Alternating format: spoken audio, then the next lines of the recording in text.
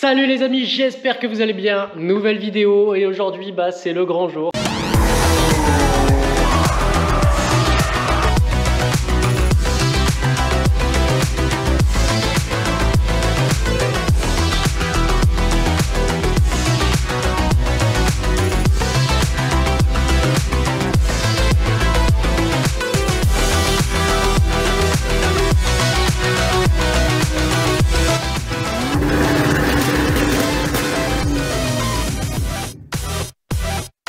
Le nouveau est ici, juste derrière moi, je l'ai déjà préparé, tu as pu voir peut-être quelques rushs dans les dernières vidéos, justement de quand je l'ai posé sur son support moteur, et j'ai constaté qu'il était toujours en huile, donc ça c'est une super bonne surprise. Donc ça veut dire que les internes et le bas moteur ont été préservés impeccablement vu que ça a toujours baigné dans l'huile. Donc ça c'est vraiment un super bon point. J'ai mis de l'huile bien épaisse sur les cams et je lui ai fait faire quelques tours de vélo. Tout a l'air d'être impeccable. Donc voilà, super bonne chose. Maintenant, il va falloir s'atteler à déposer le moteur. Je vais pouvoir faire les adieux à cette config. De toute façon, on va tout repouiller. On va garder que le bloc à nu. Et puis en fait on va swapper absolument tous les auxiliaires, donc je vais essayer de garder le maximum de celui-là et puis voilà, swapper les blocs quasiment à nu. Le but c'est vraiment de prendre tous les auxiliaires, toute la config que j'ai réalisée sur ce moteur, de le mettre sur l'autre bloc et puis après prendre mon temps pour refaire celui-ci en faisant peut-être quelque chose d'encore plus énervé. On verra. En attendant, le but c'est de rendre roulable à nouveau celle-là le plus vite possible dans de bonnes conditions. Je vais te faire pas mal de timelapse histoire d'essayer d'être un minimum efficace et puis tout débrancher, tout déconnecter et puis essayer de sortir de façon efficace ce moteur.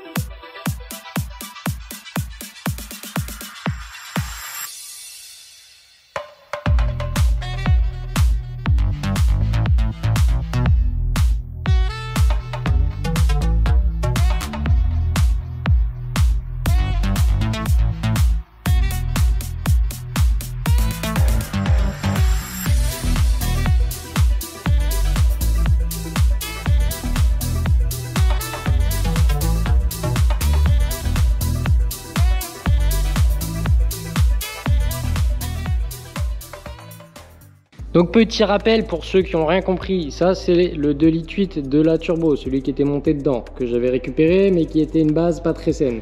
Je vais te montrer justement ce que ça donne après le sacré paquet d'heures qu'il a tourné, le nombre de vidanges incroyables qu'il a eu en si peu de temps. Te montrer comment c'est, j'avais hâte de voir le haut moteur et au final franchement c'est pas si moche, mais malgré un bon gros nombre de vidanges, c'est clairement pas ça, hein. On va déjà commencer par celui-là. Donc, les Vanos, t'y méprends pas. Ils sont comme neufs, mais pourquoi? Parce que je les avais remplacés. Ils sont neufs, c'est normal qu'ils soient impeccables. Par contre, le moteur, lui, si tu regardes de bien près, et niveau huile brûlée, c'est toujours pas ça, hein. J'avais nettoyé plus gros, on avait carrément des blocs d'huile brûlée, des résidus qui formaient des mini cailloux un peu partout. Donc tout ça j'avais nettoyé au plus gros, mais tu peux voir que c'est quand même toujours bien cracra. Donc normalement il n'y a pas d'huile brûlée, de morceaux à se balader maintenant. Mais bon, c'est peut-être ça qui a conduit à la destruction et en tout cas au vieillissement prématuré de la pompe à huile. C'est encore une des possibilités, mais on saura sûrement jamais exactement. De toute façon, voilà, on refera ce moteur histoire de le refaire partir. Je pense que tout va passer à l'ultrason, au nettoyant pour essayer de faire quelque chose de plus clean. Mais il y a du taf. Regarde notre nouveau 2,8 litres à côté, c'est incomparable. Il est absolument nickel à côté. Il y a vraiment aucune huile brûlée, on fait bien la différence, hein. Il n'y a vraiment pas photo entre les deux moteurs. Tu vois que l'entretien n'a pas été le même. Alors pendant la vidange j'ai retrouvé un peu d'eau, enfin même pas mal d'eau, je vais pas te mentir, dans l'huile. J'espère que c'est vraiment dû à la condensation, peut-être à des lavages, je ne sais pas trop ce qui a pu se passer avec pendant son stockage. J'espère vraiment très fortement que ce soit ça. Bon, un joint de culasse sur un moteur aussi peu borné et avec un haut moteur dans cet état-là, qui a donc visiblement été entretenu, ça serait quand même peu cohérent. S'il a fait un joint de culasse, franchement, j'aurais les boules. Donc on va prier vraiment pour que ce soit propre.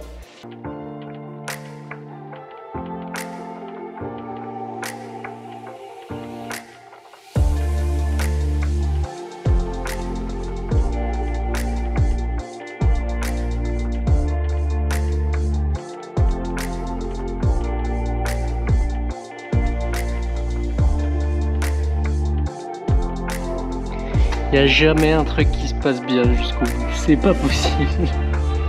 Oh non. Oh, c'est pas vrai. Bon, je vais essayer de redéfaire.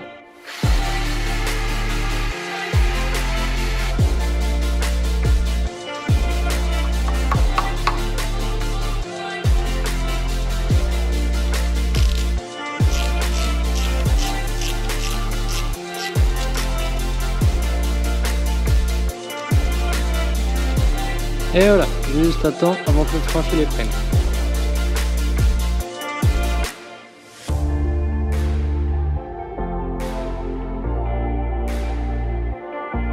Bon bah ça fait un peu con, il y aura deux vis d'échanger.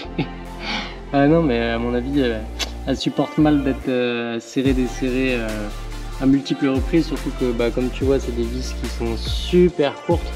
Et je pense que tu as 2 mm à peine de filets qui prennent véritablement sur la partie filetage, donc forcément elles apprécient pas trop et puis ça a dû un peu mal vieillir avec le temps, donc on les remplacera sur l'autre moteur, ça c'est sûr. Je rachèterai un jeu de vis histoire de pas avoir de mauvaises surprises. Bon, que je te montre un petit peu le chantier quand même.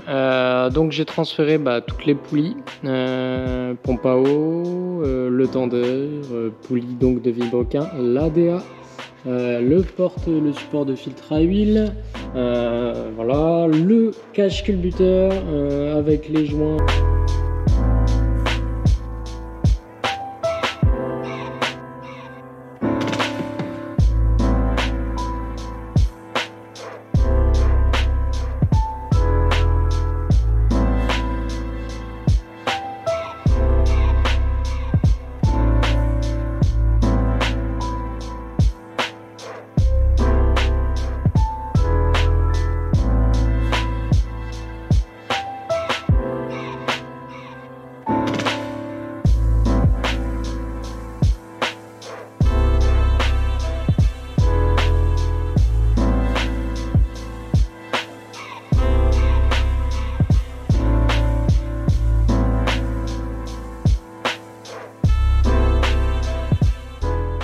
J'ai transféré, préparé la surface de l'ensemble des goujons d'échappement. Là, il nous reste plus que le carter d'huile et le collecteur d'admission. Et normalement, on n'est plus trop mal.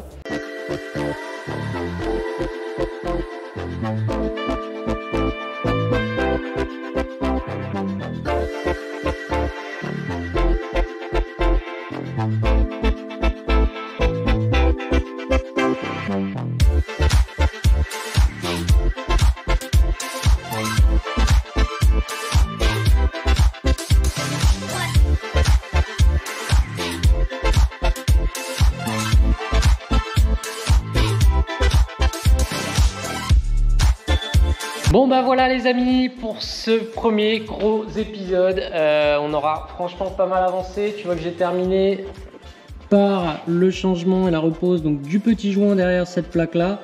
Donc je te rappelle, celle d'origine, tu vois, elle est beaucoup plus épaisse. Celle que je viens de mettre est en inox, beaucoup plus fine. J'ai raccourci donc les tiges filetées, remis en fait ce qu'il y avait sur l'autre moteur, tout simplement. Donc voilà, ça c'est fait. Le joint de cache culbuteur, tu as vu que j'ai remplacé également. Le collecteur d'admission a repris place également dessus. Il me reste encore un petit peu de faisceau. L'alimentation en huile du turbo comme tu as pu voir. Donc voilà, franchement, il y a déjà pas mal de choses qu'on a faites. Tu as dû voir aussi que j'ai remplacé les bougies et que j'ai fait le réglage des électrodes à 0,7 mm pour le gap. Sinon, regarde un petit peu. Je te montre, pendant qu'il est encore temps, la chaîne de la pompe à huile sur notre ancien moteur. Regarde un petit peu. Alors c'est normal que tu aies du jeu, hein, il y en a toujours sur les chaînes de pompe à huile, mais alors là, clairement, elle est vraiment détendue et j'ai l'impression que ça s'est clairement dégradé. Par rapport à ce que c'était, j'avais pas monté avec la chaîne de pompe à huile aussi détendue que ça. Alors tu peux voir que j'ai sécurisé l'écrou de pompe à huile, hein, ça c'est primordial sur ces moteurs là, c'est que la maladie c'est que ça se barre en fait, donc tu perds littéralement ta pompe à huile. Hein. Donc je te laisse imaginer les dégâts. Hein. Tu vois que sur l'autre L6 c'est pas la même chose, hein. C'est clairement mieux. Alors t'as, comme je te dis, du jeu, hein, mais de façon beaucoup plus raisonnable. Je vais commander l'écrou sécurisé également pour ce moteur, tu t'en doutes. J'ai envie de le garder sur celui-là, enfin j'ai commandé, donc l'écrou est certainement réutilisable, mais bon j'ai pas trop envie de prendre le risque, donc on verra. Et puis de toute façon sur ce moteur là on changera la pompe à huile et la chaîne de pompe à huile, ça c'est clair et net, ce sera un minimum. Pour celui-là, t'as vu, ça a l'air d'être en bon état, donc il n'y a pas de raison, il n'y a aucune raison que ça ne tienne pas. Bon, et c'est pas tout les amis, je vous montre un petit peu, je vous spoil pour vous donner des nouvelles de la 328i. Elle a super bien avancé, j'ai changé donc les amortisseurs à l'avant, les combinés filetés qui étaient complètement rincés, alors que j'avais changé tout le train avant. Il me faisait du jeu si tu veux. Comment te dire, dans ce sens là j'avais du jeu sur les roues en fait, les deux, donc ça aurait été trop con, ça aurait défoncé les coupelles et mes triangles tout neufs, ça aurait été tellement dommage. Donc voilà, j'ai remplacé les combinés filetés, j'ai remplacé les coupelles, c'est tout neuf là-dessus, c'est tout neuf. Les disques, j'ai tout changé aussi, le freinage, disques et plaquettes. Donc les petits disques en MTech ont pris place, tu les devines derrière. Voilà, les petites plaquettes. J'avais changé un étrier, conduite de frein, capteur d'usure de plaquettes, un capteur ABS de chez BMW de ce côté-là. L'arrière gauche aussi, un capteur ABS mais pas de chez BM. Apparemment c'est pas trop mal, faudra que je passe la valise pour voir ce que ça donne. Et puis voilà, l'arrière tout pareil, hein. Disques, plaquettes, tout ce qui va bien. Et puis dernière petite chose, elle a eu le droit à un petit silencieux. Et voilà, qui a déjà pris un peu de couleur comme tu peux voir. Donc voilà, c'est plutôt pas mal. Le X-Brace sous la voiture a repris place. Je lui ai mis une bâche de protection moteur parce qu'elle n'en avait pas. Donc bref, voilà, on en arrive à sa fin. Il me restera encore pas mal de petites choses, de la cosmétique, mais voilà. La baie de pare-brise qui est très malade. J'ai remplacé les essuie-glaces, enfin voilà, des conneries comme ça, mais voilà, elle est vraiment pas trop mal. Donc voilà les amis, on va se laisser là-dessus. Je te tiens au courant. Théoriquement, j'espère que je vais recevoir les joints pour pouvoir remonter après le collecteur d'échappement turbo et le turbo. Remettre en place tout ça sur le moteur. Et puis on se retrouve la semaine prochaine pour la suite des aventures. À bientôt les amis. Ciao!